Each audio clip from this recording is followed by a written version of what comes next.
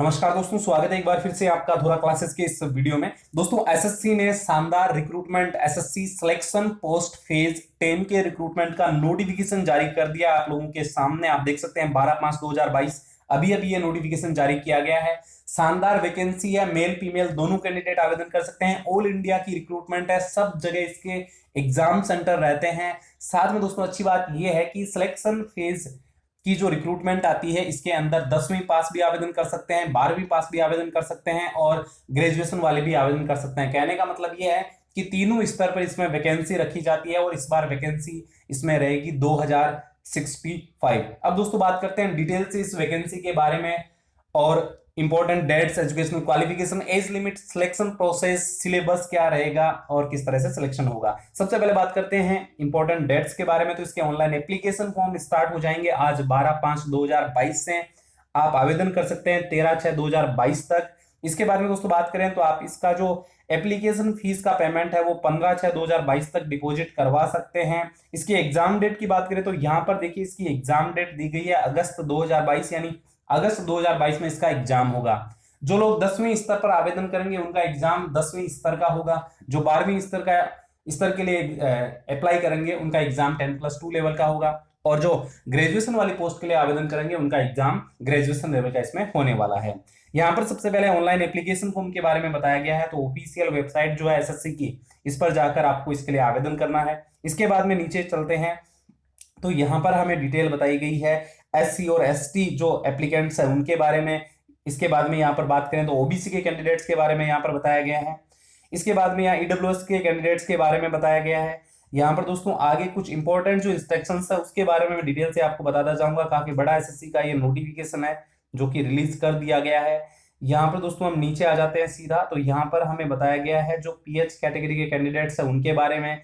यहाँ पर देखिए ये क्लियरली मेंशन किया गया है कि ऑल इंडिया रिक्रूटमेंट है, भारत का कोई भी नागरिक इसके लिए आवेदन कर सकता है। शर्त यह है कि एजुकेशनल क्वालिफिकेशन और एज लिमिट का क्राइटेरिया पूरा होना जरूरी है। अब बात करते हैं एज लिमिट की।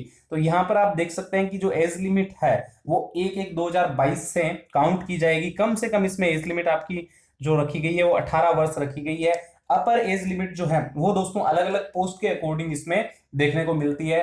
तो जो मेट्रिकुलेशन लेवल की पोस्ट रहती है उसके लिए एज लिमिट अलग है, 10+2 वालों के लिए एज लिमिट अलग है और ग्रेजुएशन वालों के लिए एज लिमिट अलग है। उसके बारे में भी आगे मैं आपको बताने वाला हूं।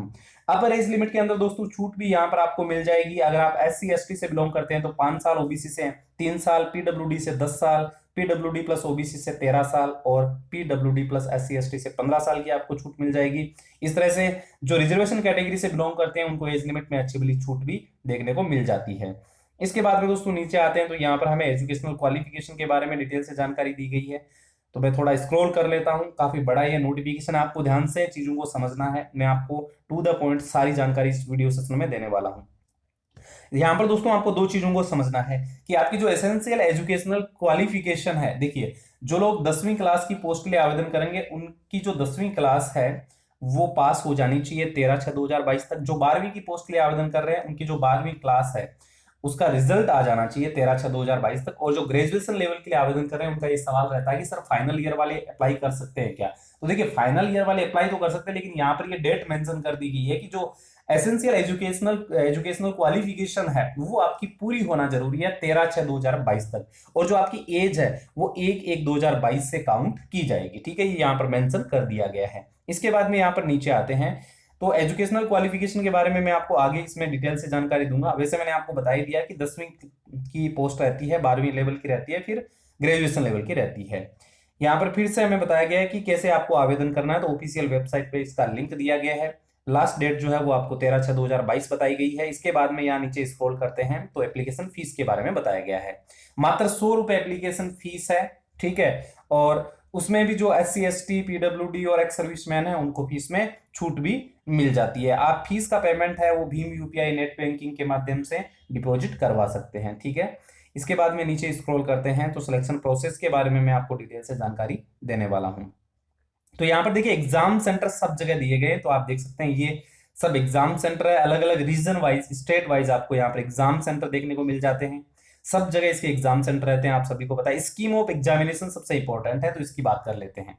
देखिए स्कीम ऑफ एग्जामिनेशन सभी यानी तीनों लेवल के लिए सेम रहती है। सेम किस प्रकार से रहती है, देखिए जो सीबीटी आपका ऑनलाइन एग्जाम होगा उसमें जनरल इंटेलिजेंस के 25 क्वेश्चन, जनरल अवेयरनेस के 25 क्वेश्चन, क्वांटिटेटिव एप्टीट्यूड के 25 क्वेश्चन और इंग्लिश के 25 क्वेश्चन पूछे जाएंगे। टोटल इसमें आपसे 100 क्वेश्चन पूछे जाएंगे। 200 मार्क्स का आपका ये एग्जाम होगा। इसमें आपको 60 मिनट का टाइम दिया जाएगा, ठीक है। ये आपका सिलेबस रहेगा। अब सबके अंदर एग्जाम पैटर्न सेम रहेगा, लेकिन एग्जाम का जो लेवल है वो अलग अलग रहेगा, ठीक है। जो पोस्ट 10वीं स्तर की है उनके लिए एग्जाम 10वीं लेवल का होगा। नेगेटिव मार्किंग इसके अंदर रहेगी 1/4 की। 1/4 का मतलब यहां पर 1/4 का मतलब यहां पर सीधा सीधा ये हो गया कि इसमें गलत अगर आप सवाल करते हैं तो 0.50 की नेगेटिव मार्किंग इसमें रखी जाएगी। एग्जाम की जो लैंग्वेज है वो हिंदी इंग्लिश दोनों में आपकी एग्जाम है होने वाली है। और उसके बाद में आपका अगर आप किसी ऐसी पोस्ट के लिए आवेदन कर रहे हैं जिसमें स्किल टेस्ट होना तो उसमें स्किल टेस्ट होगा, किसी में डाटा एंट्री का टेस्ट होगा, किसी में कंप्यूटर प्रोफिशिएंसी का टेस्ट होगा। तो ये अलग अलग टेस्ट वाइज जो है ये सेकंड स्टेज रखा गया है, जो कि ओनली क्वालिफाइंग नेचर होगा। यानी जो आपका सिलेक्शन है वो प्योरली रिटन एग्जाम के बेस पर ही होने वाला है। जो आपका सीबीटी एग्जाम होगा उसके बेस पर ही आपका सिलेक्शन होगा। जो सेकंड स्टेज है वो ओनली क्वालिफाइंग नेचर का इसमें रहने वाला है, ठीक है। इसके बाद में यहां पर हमें सिलेबस बताया गया है। देखिए यहां पर मैट्रिकुलेशन का सिलेबस आपको अलग से बताया गया है। इसके बाद में यहां पर मैं नीचे आता हूं तो यहां पर देखिए 10+2 लेवल का सिलेबस अलग से बताया गया है। और उसके बाद में यहां नीचे आते हैं तो ग्रेजुएशन लेवल का जो सिलेबस है वो अलग से बताया गया है। देखिए सिलेबस ऑलमोस्ट सेम रहता है, लेकिन जो लेवल ऑफ क्वेश्चन होता है वो अलग अलग आपको देखने को मिल जाता है। जो मैट्रिकुलेशन का एग्जाम होता है वो आप ये समझ लीजिए कि जो एमटीएस का एग्जाम होता है उसी के सिमिलर एग्जाम लिया जाता है। और सीएचएसएल वाला होता है वो 10+2 स्तर का जो एग्जाम होता है उसी लेवल का आपका एग्जाम होता है। यहाँ पर इंपॉर्टेंट जो डॉक्यूमेंट्स है उनके बारे में आपको बताया गया, आधार कार्ड है, voter ID, driving licence, PAN card, इन सब के बारे में बताया गया जिनकी जरूरत आपको पड़ने वाली है डॉक्यूमेंट वेरिफिकेशन के टाइम और ऑनलाइन एप्लीकेशन फॉर्म फिल करते समय, ठीक है। इसके बाद में नीचे आते हैं, यहाँ पर तो वैकेंसी की डिटेल भी मैं आपको देने वाला हूँ। सिलेक्शन प्रोसीजर मैंने आपको बता दिया है, रिटन एग्जाम होगा, सेकंड स्टेज में आपका स्किल टेस्ट इसमें होने वाला है, ठीक है। देखिए मिनिमम मार्क्स यहाँ पर बताया गया है पास करने के लिए। जनरल के लिए 35, ओबीसी ईडब्ल्यूएस के लिए 30 और अदर कैटेगरीज के लिए 25%। इनसे आपका सिलेक्शन नहीं होगा। सिलेक्शन के लिए मैंने आपको कट ऑफ वाला वीडियो बनाकर दिया, वो वीडियो आप जरूर चेक कर लेना, उसमें मैंने आपको डिटेल से बताया है। देखिए रिटन एग्जाम कितने लोग क्लियर करेंगे, तो जिस पोस्ट के लिए वैकेंसी 5 है तो 20 गुना बच्चों को बुलाया जाएगा। और मान लीजिए किसी पोस्ट पर वैकेंसी 5 से अधिक है, यानी 5 से लेकर 100 तक है, तो उसमें 10 गुना बच्चों को बुलाया जाएगा स्किल टेस्ट में, ठीक है। तो सीबीटी एग्जाम क्लियर करने वालों की जो संख्या है वो यहां पर मैंने आपको बता दी है, ठीक है। ये रेशियो रहेगा। इसके बाद में आगे बढ़ते हैं तो यहां पर हमें जो टाइज केसेस है उसके बारे में बताया गया है। फिर यहाँ पर जो माल प्रैक्टिस है उसके बारे में बताया गया। तो मैं नीचे स्क्रॉल करके आपको डायरेक्ट बता देता हूं कि वैकेंसी किस प्रकार से इसमें रखी गई है, ठीक है, ताकि आपको ये ना लगे कि भी वैकेंसी जो है वो 1920 ही है, क्योंकि वैकेंसी बढ़ गई है। 1920 की पहले बात कर रहे थे, लेकिन अब जो वैकेंसी है वो इसमें 2065 हो गई है, ठीक है। तो यहां पर स्क्रॉल करके मैं आपको बता देता हूं सीधा कि कहां पर कितनी वैकेंसी है। तो यहां पर आप देख सकते हैं, यहां पर जो वैकेंसी है वो 2065 वैकेंसी टोटल रखी गई है। अब दोस्तों यहां पर देखिए एज लिमिट के बारे में मैं आपको थोड़ा सा बता देता हूं।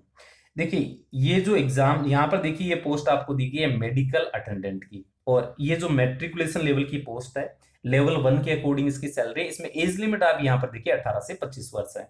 लेकिन किसी पोस्ट के लिए यहां पर देखिए ग्रेजुएशन वाली जो पोस्ट है यहां पर इसके लिए जो वैकेंसी जो एज लिमिट है वो 18 से 27 वर्ष रखी गई है। और हायर सेकेंडरी की ये जो पोस्ट है फार्मासिस्ट की, इसमें लेवल 5 के अकॉर्डिंग सैलरी और 18 से 25 वर्ष इसमें एज लिमिट रखी गई है। फिर देखिए यहाँ पर मैं कुछ और पोस्ट की बात कर लेता हूँ। कुछ में देखिए 18 से 30 वर्ष भी एज लिमिट रखी गई है। ये जो एज लिमिट यहाँ पर बताई गई है ये जनरल कैंडिडेट्स के लिए यानी यूआर कैटेगरी के लिए है। तो इसमें देखिए अगर आप SC ST से है ना तो आपको 35 साल तक आप आवेदन कर पाएंगे, क्योंकि 5 साल की आपको छूट मिल जाएगी, ठीक है।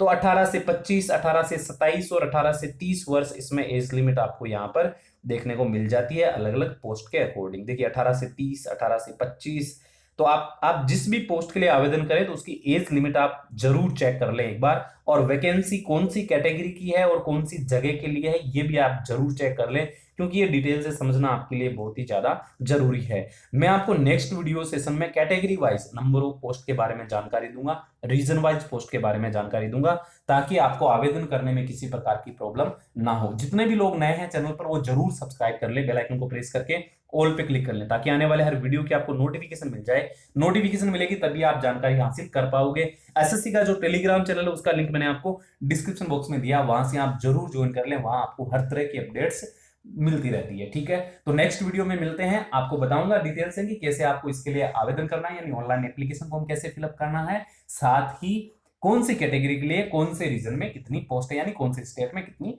पोस्ट रहने वाली है। ठीक है, थैंक्स फॉर वॉचिंग, मिलते हैं नेक्स्ट वीडियो में, तब तक के लिए सभी को जय हिंद।